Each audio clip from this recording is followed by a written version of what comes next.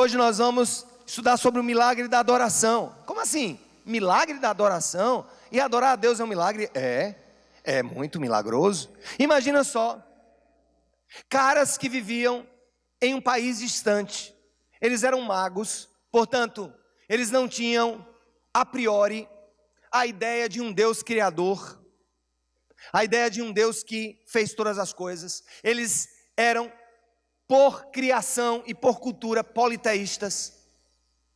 Os magos vieram de uma região que a tradição diz que é possível que seja a antiga Pérsia, a antiga Babilônia, que hoje é exatamente onde está o Iraque e o Irã. Porque se você não sabe, o Iraque, ele é fruto da civilização babilônica. E o Irã é fruto da civilização persa. Então, esses caras, eles saem de casa. E eu quero dizer só uma coisa para você. Como não tinha ônibus na época, nem avião, o máximo que tinha era um jumentinho mais rápido, um camelo mais forte.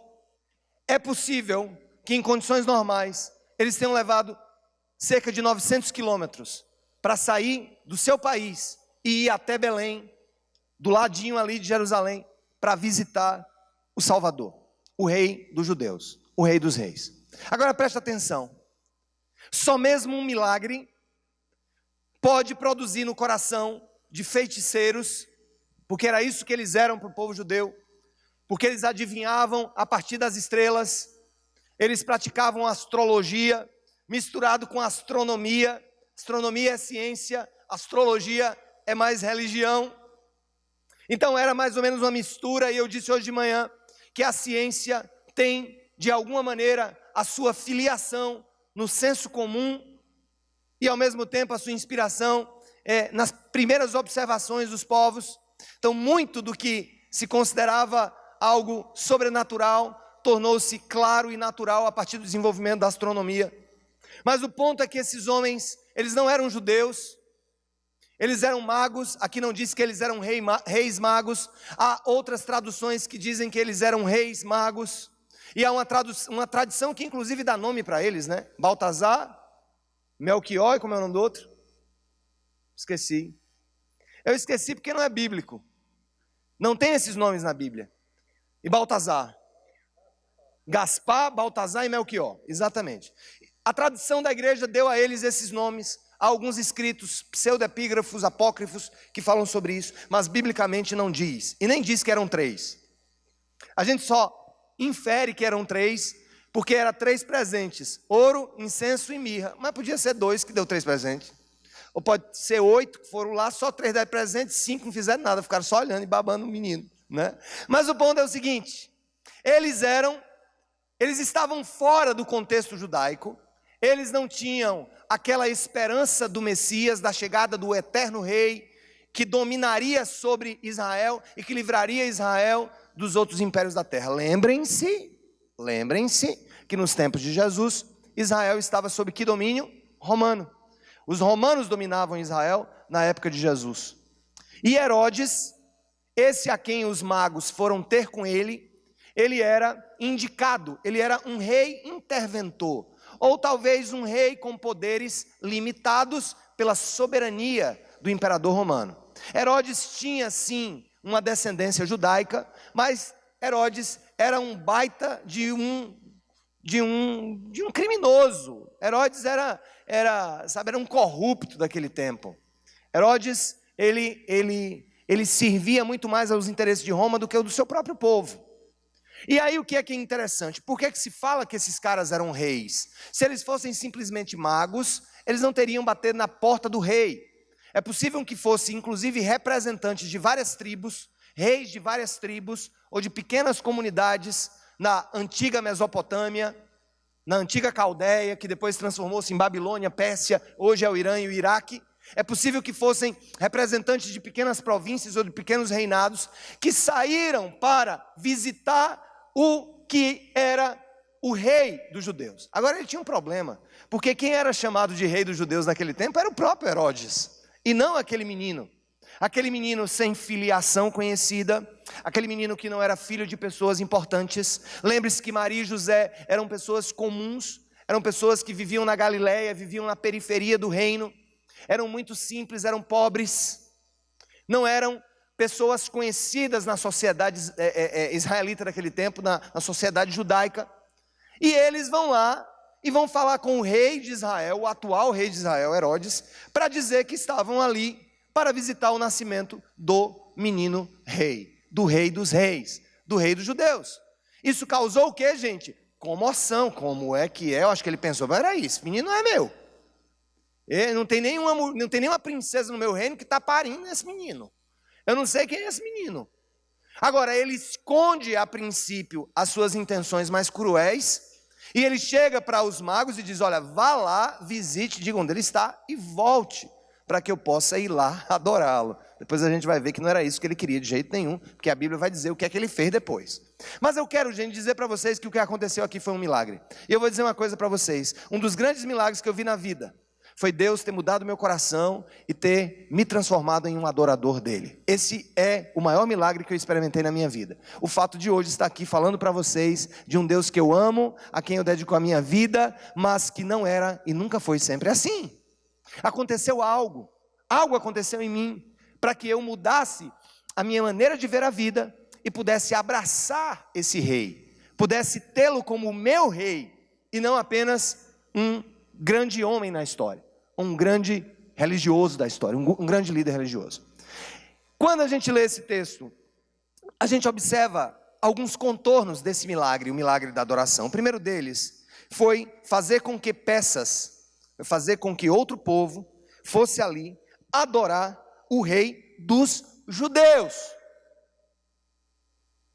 Eles não foram ali adorar alguém que não era o rei dos judeus. Um outro povo sai de onde está para adorar o rei dos judeus. Está muito claro no texto. Estamos aqui, rei Herodes, viemos adorar o rei dos judeus. No verso 2, se você abrir, capítulo 2, verso 2, eles perguntaram a Herodes, onde está o recém-nascido rei dos judeus? Sabe o que é que me vem à mente? Eu acho que, por que eles foram também ao Herodes? Porque talvez achasse que era o filho dele. Por isso que foram na corte. Cadê o menino? Cadê o menino? A gente veio adorar o menino. Eu não sei que menino é esse. Não tem menino. Onde é que ele está? E Herodes logo chama o quê? Ele chama os sábios da corte. Ele chama os profetas da corte. Ele chama os mestres da lei judaica para perguntar, me diga uma coisa, há algo escrito nas profecias sobre onde esse menino vai nascer? E aí nessa hora toma a palavra um dos líderes da religião deles e diz, olha, segundo o profeta Miqueias, esse texto que eles leram aqui, ó Belém, tu não és de maneira alguma menor dentre as cidades, esse texto foi profetizado pelo profeta Miqueias, e está no capítulo 5, verso 2 do Antigo Testamento, do livro de Miqueias no Antigo Testamento. Então eles disseram, ó, ele vai nascer em Belém. E olha, gente, que fazia todo sentido o movimento dos magos em direção a Jerusalém. Alguém pode dizer, será que a estrela que nos guiou errou? Não, a estrela não tinha errado. A questão é o seguinte, aqui é Jerusalém e aqui é Belém. Belém é colado em Jerusalém, como Cabedelo é colado em João Pessoa. Então, eles chegam na corte, têm a impressão, pelo posicionamento da estrela, que estaria ali, visitam o palácio do rei Herodes e perguntam, que é do menino rei? Esse menino rei não está aqui. Herodes então chama os sábios, os religiosos do seu tempo, os chefes da religião judaica, e pergunta, onde está escrito nas profecias que o menino nascerá? Belém. Então Belém é logo ali.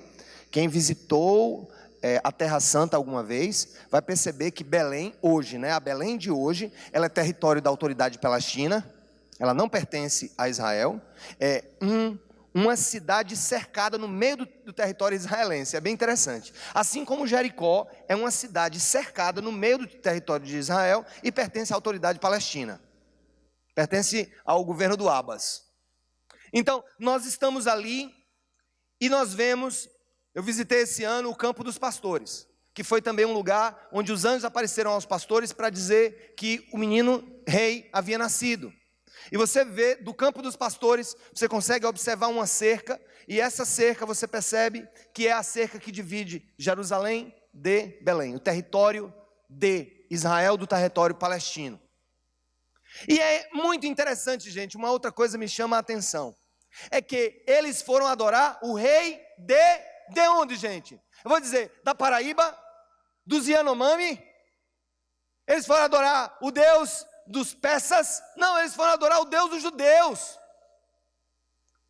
E essa informação nos diz que é um milagre e ela prenuncia que todos os reinos da terra se dobrarão em adoração ao rei dos judeus.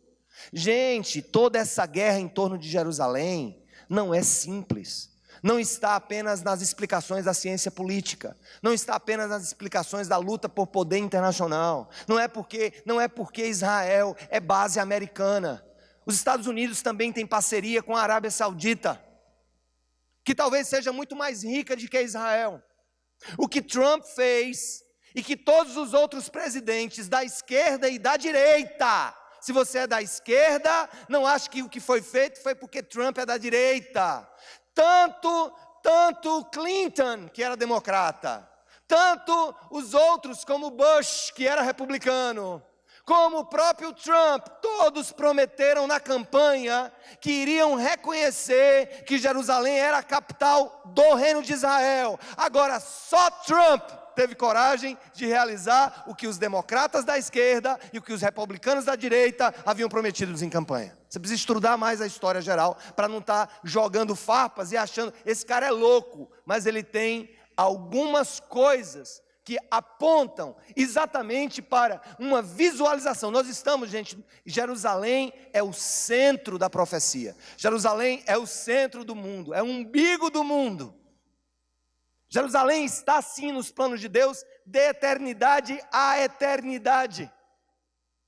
E ali o que nós vemos é o milagre de vermos persas e babilônios saindo da Pérsia, andando 900 quilômetros de camelo, para ir adorar o Deus de um outro povo, o rei de outro povo. Tu sabe o que é isso?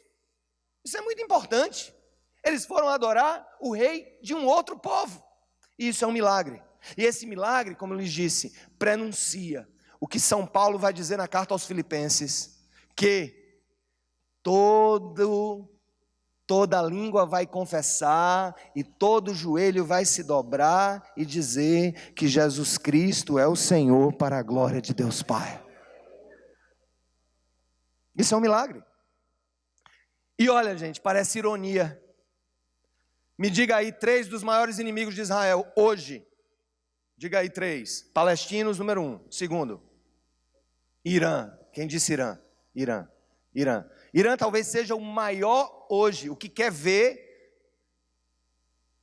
o Ahmadinejad, ex-presidente do Irã, declarou que Israel precisaria ser varrido do mapa. E muito provavelmente os reis magos eram persas, o povo que gera o povo iraniano. Então, os magos saem da Pérsia antiga, atual Irã, para adorar o rei dos judeus. Isso é o início e é o prenúncio do que acontecerá no final dos tempos. Todo joelho se dobrará e toda língua vai confessar que Ele é Senhor. Amém, irmãos? Isso é muito importante. Você tem que ler o tempo, você tem que ler a história e você tem que olhar para a Bíblia. Livro histórico. Uma outra coisa para você, procure com todo respeito, no Alcorão, em todas as surras, em todas as seções, onde há referências que Jerusalém é a capital, ou é de interesse de Maomé. Você não vai encontrar. Você vai ver na Bíblia milhares de referências a Jerusalém como a capital do grande rei dos judeus. Não se deixe enganar pelos ideólogos de plantão. Nós precisamos fazer leituras claras das Escrituras e entender como Deus está agindo sobre elas. Mas eu vou dizer, esse milagre não é só isso. Não é só o fato de Deus ter escolhido, levado um povo inimigo, pagão, cheio de feiticeiros, de adoradores dos astros, para adorar o Deus do monoteísmo. É um milagre, mas ao mesmo tempo um milagre que aponta para um movimento. A segunda coisa que eu percebo nesse milagre do Natal, do nascimento de Jesus, é que a adoração ao Rei dos Reis acabou por separar o mundo em três grupos. Em três grupos. Perceba comigo que este fato, Natal, separou o mundo em três grupos. Pelo menos ali naquele contexto que lemos no Evangelho de Mateus. Observe o que acontece aqui no Evangelho de Mateus. Presta atenção, você precisa prestar atenção. Primeiro nós temos Herodes. Primeiro grupo, a turma do Herodes. Segundo do grupo, a turma dos mestres da lei, aqueles que Herodes chamou para consultar sobre o que a profecia dizia sobre o nascimento de Jesus. E desse lado nós temos o grupo dos magos, dos que vieram adorá-lo. Eu separo esses três grupos das seguintes maneiras: diante do fato Cristo, diante do fato Natal, diante do nascimento do Filho de Deus, aos que querem perseguir, aos que estão indiferentes, e eu vou explicar porque esse grupo estava indiferente ao que estava acontecendo, e aos que se dobram para adorá-lo. Eu quero que você entenda em que grupo você está. Esse auditório é grande, pessoas estão me ouvindo em casa, todos aqui têm o meu respeito, todos aqui têm o meu carinho, mas eu sei que é possível que haja nesse auditório ateus, agnósticos, ou que estejam ouvindo, ou que estejam me testando, que queiram me ouvir, ou que queiram que eu caia em contradição. É possível que haja um grupo aqui de verdadeiros adoradores e provavelmente uma grande parte desse auditório está cheio de indiferentes. Indiferentes. Pessoas indiferentes ao que eu estou dizendo. Ou seja, não está nem aí o que eu estou dizendo. Então, eu quero analisar esses três grupos, porque na realidade a humanidade se divide em três grupos diante de Jesus. Os que são contra ele, que querem persegui-lo, os que são indiferentes a ele, e tanto faz como tanto fez, e os que são adoradores e que se dobram diante dele. Esse é o milagre do Natal. É pegar o mais distante, escuta, o mais distante de todos, o mais fora do contexto da religião judaica, os mais pagãos, por assim dizer, os que vieram de longe são os verdadeiros adoradores, porque aquele que é o rei e é judeu é contra, aquele que são os sacerdotes e os mestres são indiferentes, mas os magos são adoradores. Isso me mostra um princípio do Natal. Você pode estar à distância que você for do Senhor.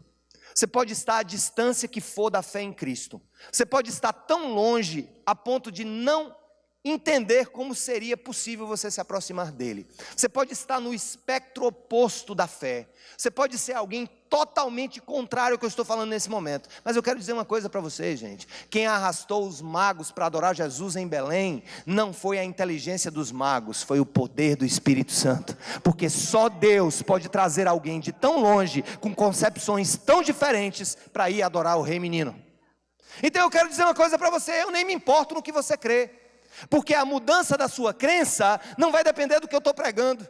A mudança das suas percepções sobre Deus e sobre Jesus não vão ser alteradas pelo que eu estou falando. Eu acredito piamente, se tem uma pessoa nesse auditório que acredita no poder soberano de Deus de transformar corações, está aqui vos falando. Eu tenho certeza que o Espírito Santo de Deus pode converter pessoas como um toque de um interruptor, porque Ele é poderoso para trazer quem está longe para perto. Louvado seja o nome do Senhor.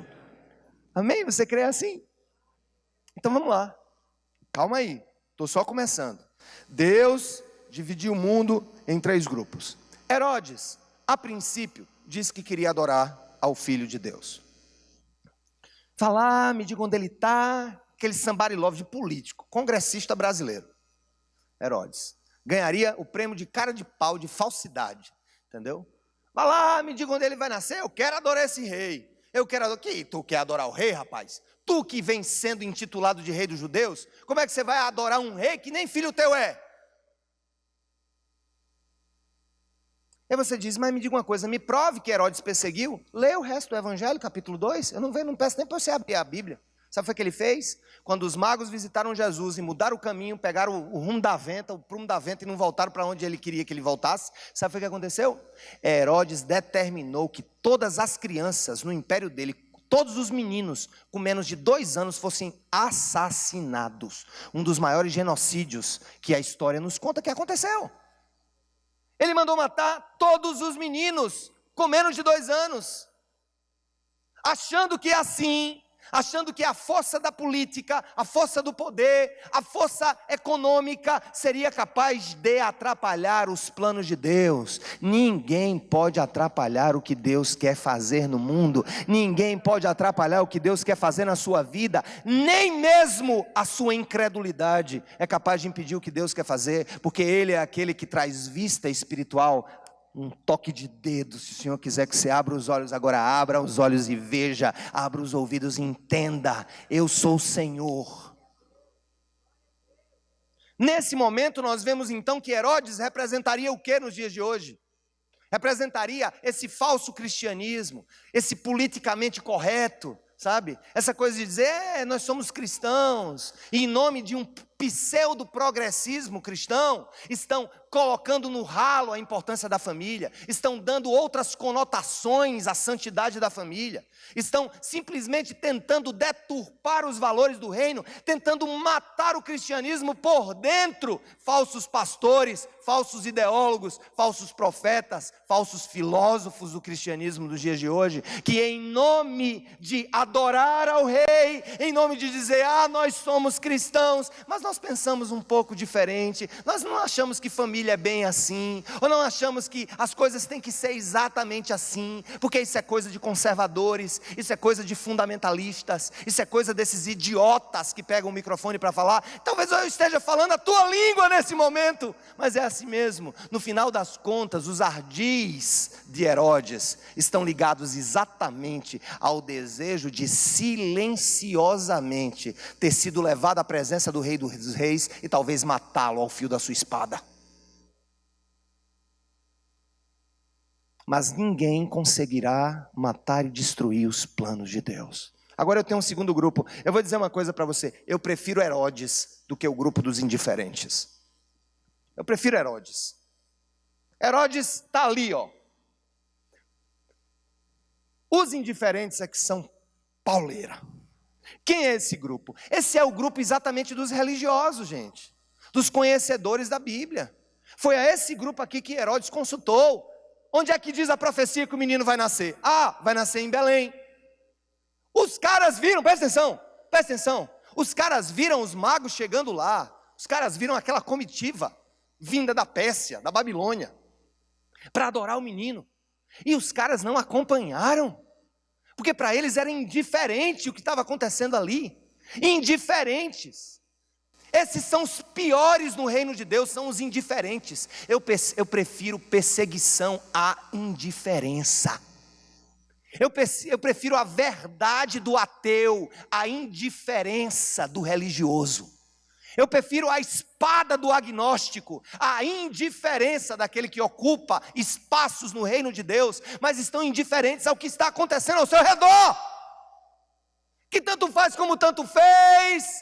Eu estou ali, ouvi a palavra, mas eu estou escutando a palavra, mas meu olho mesmo está no Zap, eu estou aqui nas informações do UOL, do G1, não estou nem aí para o que está acontecendo, eu estou indiferente. Gente, eu vou dizer uma coisa, eu chamo essa turma de crente Laodiceia.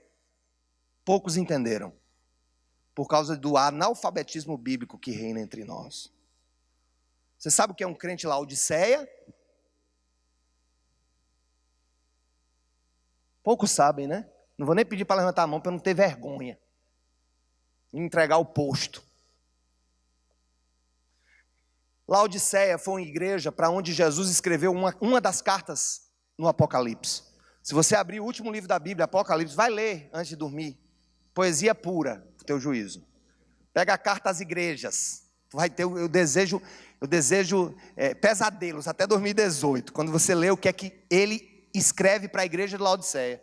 Ele diz assim: bem sei que tu não és frio nem quente, que tu és morno, e porque tu és morno, eu vomitar-te-ei da minha boca. Esse é o crente Laodiceia. Irmãos, eu gosto só de café quente, pelando a língua, e amo frappé geladinho. Eu e minha filha mais velha, frappézinho. Mas eu não vi nenhuma cafeteria se dar bem vendendo café morno. Viu?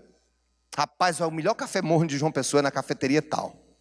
Basta você experimentar. Pega aquela garrafa velha que você tem, que você é mucuinha e não troca, aquela que você bota o café quente, com 2 horas o bicho está frio. Toma aquele cafezinho morno e diz assim: ô delícia de cafezinho morninho, morninho, morninho. Maravilha, né? Hein? O indiferente é exatamente isso. E eu vou dizer, gente, eu tenho orado para que Deus tire do coração a indiferença de muitos no nosso meio. Ah, Senhor, está aqui, toma umas esmolinhas aí, toma aí umas esmolinhas, toma R$2, toma R$1, toma 50 centavos, toma 10 reais, Senhor. Diferença. Toma, Senhor, essa roupa, eu vou doar essa roupa aqui para o bazar da igreja. Aí o cabo, olha, pastor, uma roupa linda, eu quero doar. O cabo abre, cheio de furo de traça, entendeu? A vontade de dizer, homem, pega e vá fazer pano de chão com isso aqui.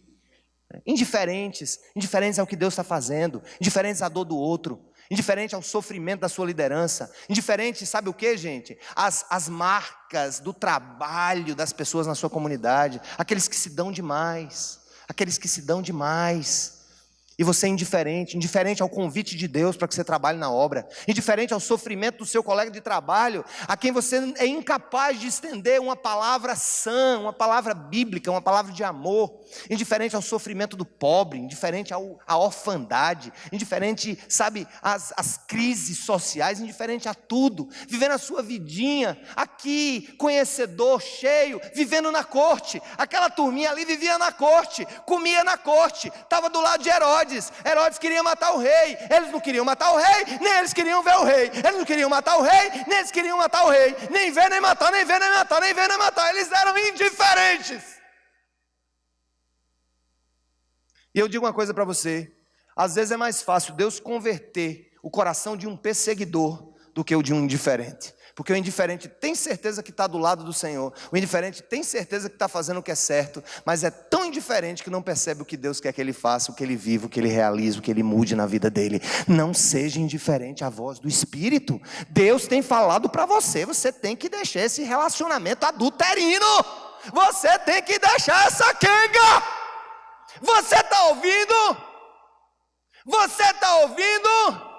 Você tem que deixar de receber propininha do governo. Você está ouvindo, seu indiferente? Está ouvindo?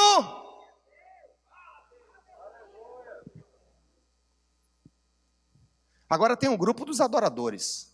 Esse é tampa. Esse era a galera que tinha tudo para estar longe. Não nasceram judeus, não moravam em Israel, moravam a 900 quilômetros, não tinha jatinho, não tinha uma carroça boa, vieram de camelo, passando por desertos e vales e desertos e vales. Estima-se que para andar-se 900 quilômetros naquela época, com os meios de locomoção naquela época, eles levariam 3 meses, irmãos. 3 meses. 3 meses para adorar o rei. Você tem, às vezes, preguiça de ir no campus metropolitano. É muito longe, 18 quilômetros. Leva uns 20 minutos. Vou gastar 3 litros de gasolina. Ah, miserável que você é. Seu indiferente miserável.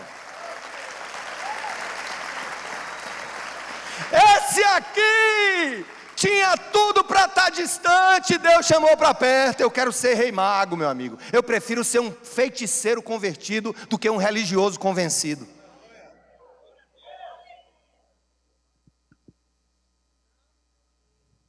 Louvado seja o nome do Senhor, gente. Estamos falando de coisa séria.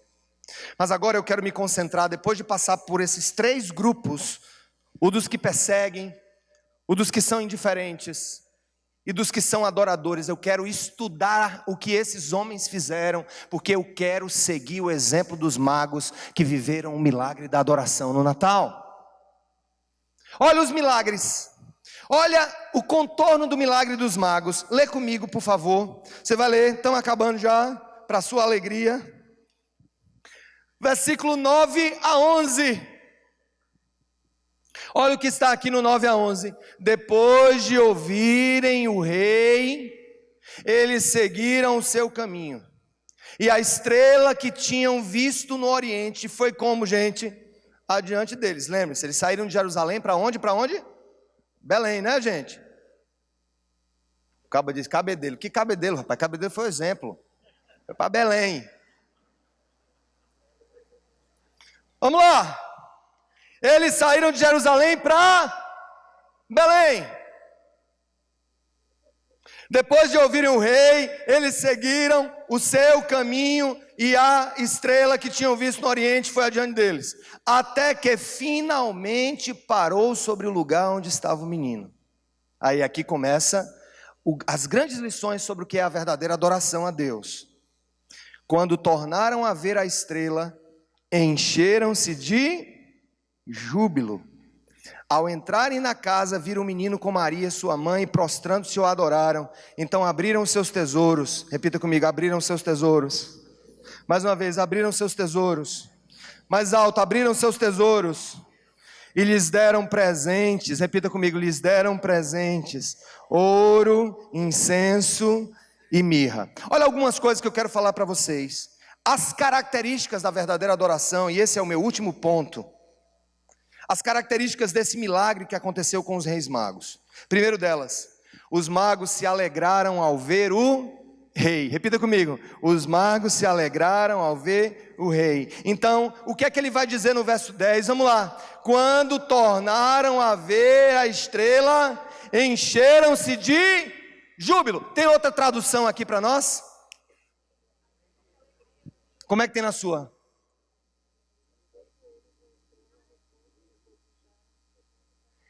Regozijaram-se muito, com muita alegria. Há uma outra tradução?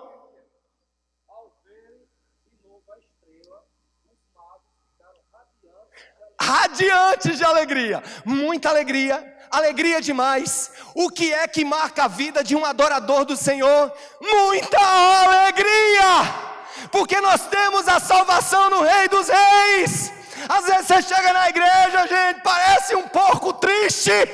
Às vezes você parece um bode amarrado. Olha só, quando você vier para o domingo, lembre lá na porta de entrada: eu não vim ver o Sérgio, nem o Daniel, nem o Josemar.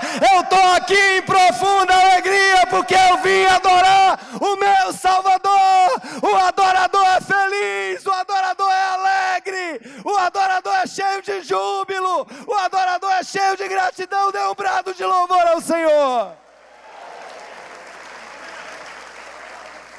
Não há lugar na vida de um adorador genuíno que passou pelo milagre da adoração que seja de tristeza. A gente dá uma agonia. Às vezes o cara está aqui em cima: ô Senhor, vem e age, Senhor, vem com o teu poder. Aí o caba olha para um caba, você está assim.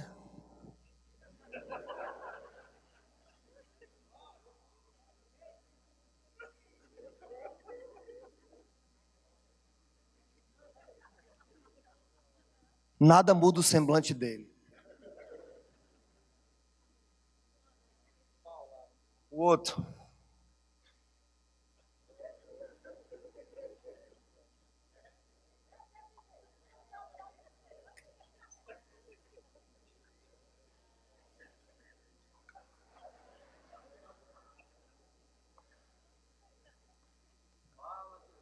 Ô Senhor, se tivesse um jato de fogo saindo, queimando no fundo da cadeira desse irmão. Olha só, gente boa. Agora me explica, tu que fica assim, ó. O teu time velho está na 3ª divisão e tu tá...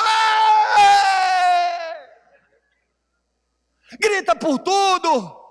No carnaval é abadá, qualquer coisa, vê os amigos, é júbilo. Escuta, gente, nós temos que mudar o jeito da gente ser igreja de 2018. Eu sonho com a cidade viva, uma cidade viva, alegre. O povo que chega aqui já adorando ao Senhor, já cheio da graça e do poder de Deus. E que alegra o coração de qualquer pregador. Sabe por quê? Porque a gente tem que entender que eu não estou aqui para entreter vocês, não. Eu estou aqui para me juntar a vocês em adoração, em júbilo, em alegria. O Senhor mudou sua vida, o Senhor te salvou, o Senhor mandou o Filho dele na cruz, o Senhor mandou o seu melhor, o seu tudo por você. Isso é motivo da gente estar toda hora em júbilo, em alegria, em contentamento, em doação, em oferta, em serviço, falando, abrindo a boca, aleluia! Porque a verdadeira adoração produz alegria, Jesus. Oh Deus bom, Agora tem outra coisa. Acabou ainda não. A Bíblia diz no verso 11, que ao entrarem na casa, oh glória, eles viram o menino com Maria sua mãe. E a Bíblia diz o que, gente? E prostrando-se, o adoraram.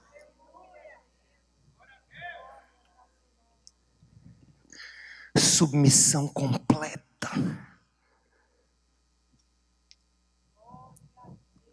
Eles se prostraram e adoraram o menino.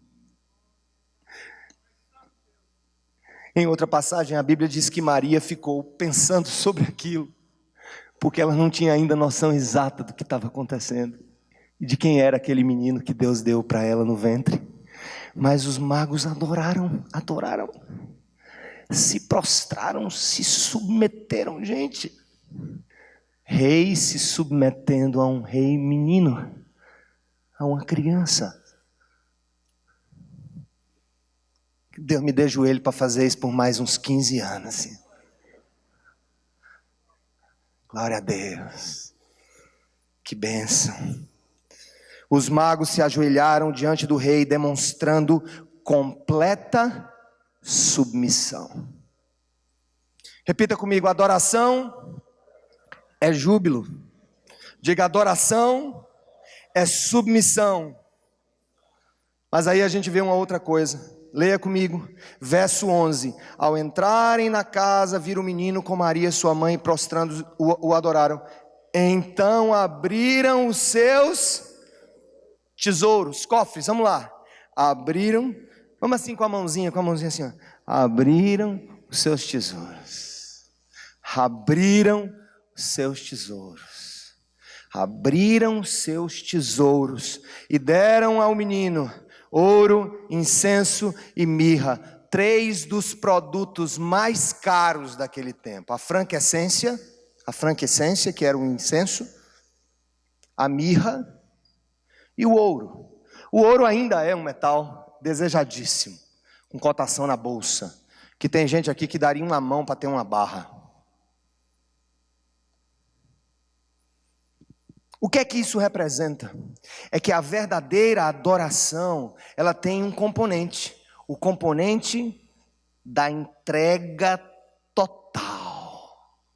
Abrir os tesouros para o reino de Deus. Sabe o que é que significa? É eu pegar tudo que eu sei, tudo que eu tenho, dinheirinho que eu ganho, dinheirinho que eu juntei, o carrinho que eu tenho, a minha casa, dizer assim: Senhor, é teu. Usa para a tua glória, Senhor. Usa para a tua glória. Me permite ter os meus tesouros abertos para o teu reino e não fechados para a minha avareza. Deus está dizendo uma coisa para você, meu filho e minha filha: tudo que você tem é meu. Não retenha aquilo que eu te dei para você abençoar o reino. Não retenha aquilo que eu te dei para que você viva para agradar aos seus instintos consumistas. Seja, em outras palavras, generoso.